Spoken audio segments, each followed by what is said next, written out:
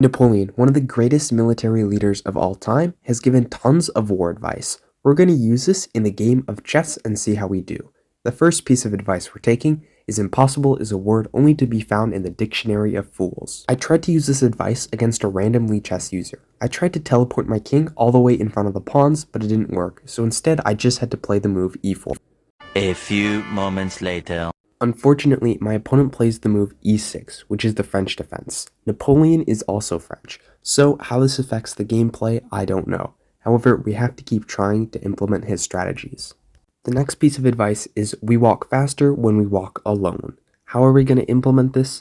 Well, obviously we're going to play the bomb cloud because the king is going to be walking alone up the board. The white king is definitely not foolish walking all the way up the board. This is a key strategy to win, as we're following Napoleon's advice. Here, we decide we need more of Napoleon's advice because we don't know what to do. He who fears being conquered is sure of defeat. Therefore, in this position right here, we must push the pawn, not being afraid of the move queen to f6, which actually just loses the game for us.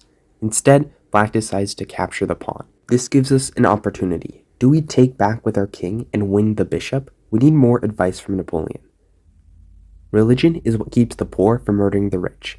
In other words, what Napoleon is kind of technically not really saying is that bishops are important, so we should definitely take the bishop. Now, we are up a bishop, and we are completely winning the game, despite it being checkmate in 12. Take time to deliberate, but when the time for action has arrived, stop thinking and go.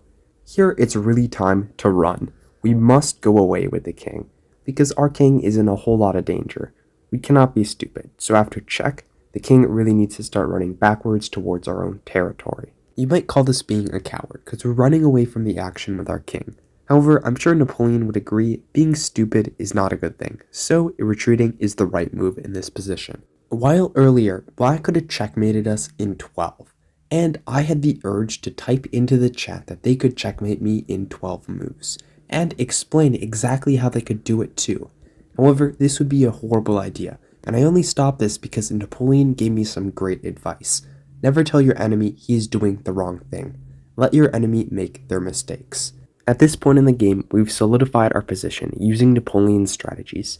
Now we actually need to develop our pieces, starting with our light squared bishop. Our king is safe enough to actually move other pieces out onto the board now. So let's start with the bishop. Developing the bishop was a fine move. However, black plays a great move, pushing the pawn. This puts us in a dilemma. Our first option is to actually just take the pawn and eventually take the knight back with the bishop, or to not take. We decide in this position to take, being aggressive. However, unfortunately, this leads to us getting checked by black's knight, putting us in a scary position. What are we going to do after knight takes pawn? Check. We need Napoleon's advice. Napoleon has said soldiers generally win battles. Generals get credit for them. So while we don't want to lose the bishop, still it's kind of our only option here if we don't want to lose the game. So goodbye bishop, it's been nice knowing you. We can justify this choice by saying friends must always be treated as if one day they might become enemies. That's kind of scary, but okay Napoleon, we'll just take the knight, I guess.